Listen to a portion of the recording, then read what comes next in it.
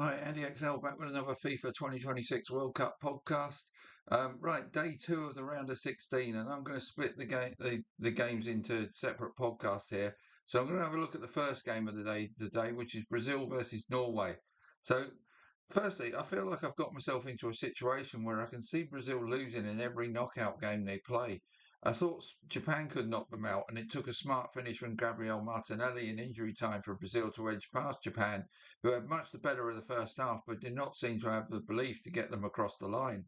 In the group phase, Brazil shared the spoils with Morocco in an even contest, beat Haiti 3-0 and played well, but were gifted two of their three goals by a Scotland team that offered virtually nothing in attack. Norway got off to a strong start in their group with a good win over Iraq, then beat Senegal in another pretty even contest, where the finishing of Erling Haaland was the difference between the two teams. They then chose to rest their starters for the final group game with France and settle for a second place in the group and a match-up with the Ivory Coast in the round of 32. That strategy proved to pay off for them as they had in a pretty even contest with the Ivory Coast before that man Haaland got a late winner for the Norwegians.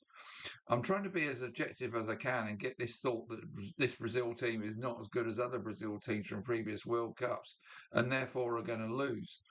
They are not as good as previous Brazil teams for sure, but if they were a match for the Moroccans in the first group game, they are still a pretty good team. And in truth, as well as they have played in this tournament, I would not say Norway have shown themselves to be that good yet, but they do have the lethal Haaland.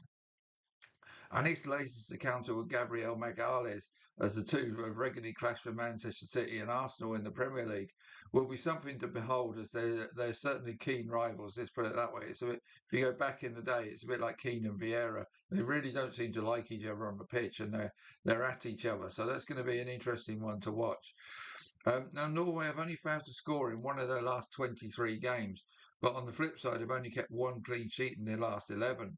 Brazil have scored 35 goals in their last 12 games, but only kept three clean sheets across that span of games, two of them in this tournament against the weaker teams like Haiti and Scotland. Both teams look likely to score in this game then, and this could come down to two things. Can the Norwegians get the better of a suspect Brazilian midfield, and can Brazil stop Haaland? I think the answer to the first question is no, as I do not see enough quality and athleticism in Norway's midfield to exploit that Brazilian weakness. And the answer to question two is also a no for me. I know this is not as simple as Haaland versus Gabriel, but the Viking has scored a single goal 6 times in Man City's last 8 meetings with Arsenal and in 6 different games. Scored a single goal on 6 occasions. On that basis, he bags another in this game, and that should make this a close call. But at the end of the day, I'm going to take Brazil just to edge into the quarterfinals by 2 goals to 1. I think they'll do it in 90 minutes, but extra time cannot be ruled out.